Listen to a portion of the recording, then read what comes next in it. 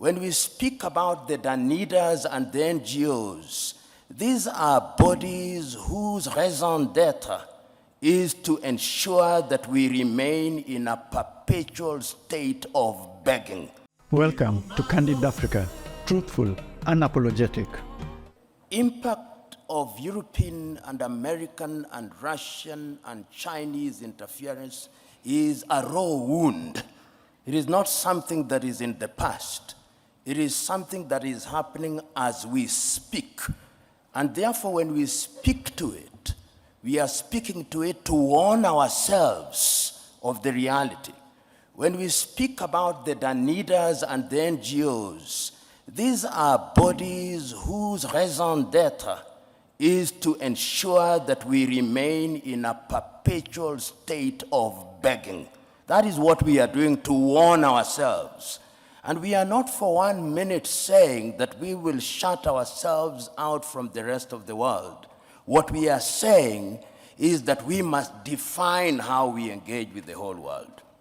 And we are saying that as individual countries, we are weak, and the rest of the world wants to operate and to deal with us in our weak state.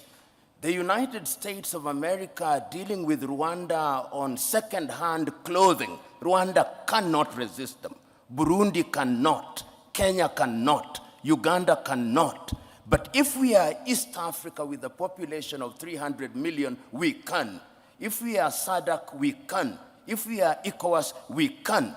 So this is what we are saying. And we are saying further that going forward, we must also recognize our internal weaknesses. And what is our weaknesses? Chinua Achebe said it very well. The problem of Africa is simply and squarely one of political leadership. The rank of many political leaders in Africa are thieves. Let's call them by their name. They are thieves. They are individuals who are not interested in the interest of this country. And as long as we continue electing such individuals into positions of power across Africa, they are going to be manipulated. What then is the responsibility of the citizenry? The responsibility of the citizenry is to make demands. The chairman here, I hope he has received the several letters that I have written to him. I've written several letters to his organization, talking about the role of the African Union in peacemaking. I wrote to the chairman only last week about the situation in Sudan, saying we must solve our own problems. And I want to see a crusading African Union, so that it's not the Americans and the Saudi Arabians who are summoning them to Jeddah. It should be in Addis Ababa. In a nutshell, Joe, what I'm saying is that we have a responsibility to ourselves, both at the leadership level and at levels of the civic society. We must be engaged in a positive manner, and we must keep on shouting without being diplomatic, because diplomacy is lulling us into a false sense of security. And lastly, I want to say this.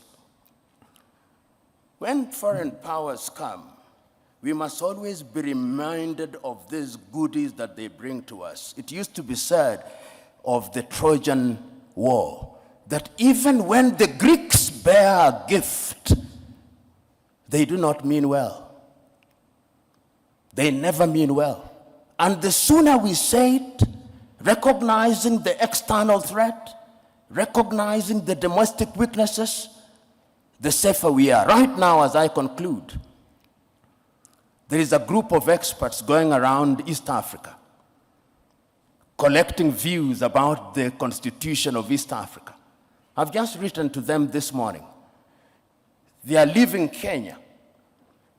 If you ask 10 Kenyans, possibly only one knows they are in Kenya. Then they will be going to Burundi.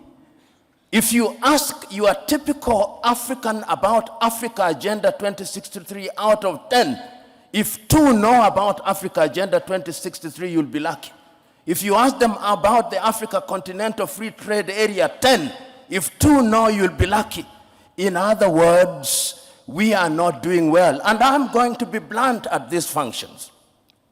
If you ask the chair of the African Union who funds the African Union, possibly 60% of the budget is externally funded. He who pays the piper calls the tune. That is the reality of the world. We must begin to pay for our own things in order to be understood and to be respected. Thank you. Thank you. That has been our candid speech. The whole point of our candid speech is for us to discuss what you understood about the speech and for us to come up with our own perspectives about the speech. Yeah. So before we leave, please make sure to like, subscribe, and hit the notification bell.